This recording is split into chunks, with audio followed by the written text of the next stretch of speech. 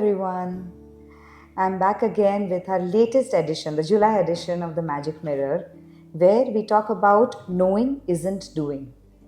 Well, we've heard it so often when people say, oh, I really should cut off from work. Oh, I should micromanage. I must learn how to give constructive feedback. But when it comes to real action, they are not able to implement their intentions. I guess it could be because of lack of clarity, fear, or many other such challenges. So let's take a deeper dive into this topic today. And it's my pleasure today and huge privilege to introduce Mr. Sumit Somani, who has made time for us. Sumit is the head HR at Cosmos IMPEX, and he has seen and witnessed the entire transformation at Cosmos also, over and above spectacular, over 20 years of experience in core HR. So let's hear it from the experts as to what knowing isn't doing means for them. So Sumit, thank you so much for making time for us today. And I'm really curious to understand that when we talk about knowing isn't doing, so at Cosmos, in your experience and in your experience even at the previous organization, what is the most challenging part about getting people into sustainable action? Oh, there are many things. There are many things that we have to work upon, making sure that actions are sustainable in nature. So I cannot tell many of them, but yes, one of the very important thing at Cosmos is the growth of the organization, which is imperative. And to support that growth, we need to have the culture fit people in the organization, because we at Cosmos feel that if a company has to grow, it grows via people only. People are the only the only way we can grow.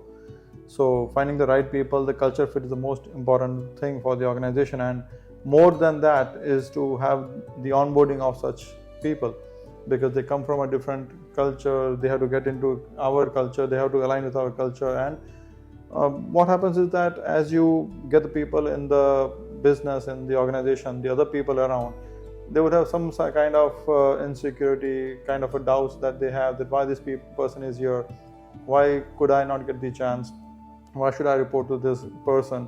So there are many things which happens while the person is transitioning into the organization.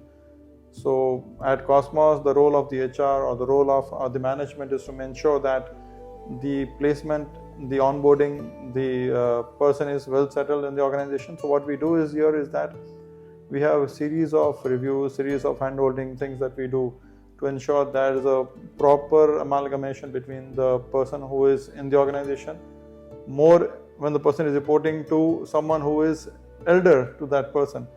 So we have instances, and we would be still doing that, wherein we would have people quite younger in age but rich in experience, who would be taking up the charge, taking the company to the next level. So it's important for us to make sure that we have that balanced, because we don't want to for sure disturb the current setup of the people also. So that's something which is very difficult, but yes, very important for our as an organization.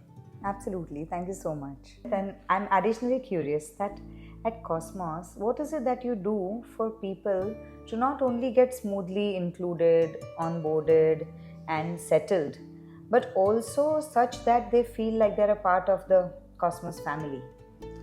There are few things that we do which we are too much into it, and there are many things, but I'll just talk about mostly three of them. One, we highly focus on the culture of the organization. Second, we focus a lot on people practices, which I'll tell you what we are doing about it. And third, again, it's about employee development that we focus. And we are already doing a program with you right now, with MPower right now, a very extensive program on employee development. So if I talk about the culture, we have a coined phrase for our people, and it comes directly from the management, is that having smile on everyone's face. So our agenda for our organization is to have a smile on everyone's face. It's nothing to do with numbers, profitability, EBITDA, nothing. Because we feel that if we focus on that particular area, whatever we do will give us the results.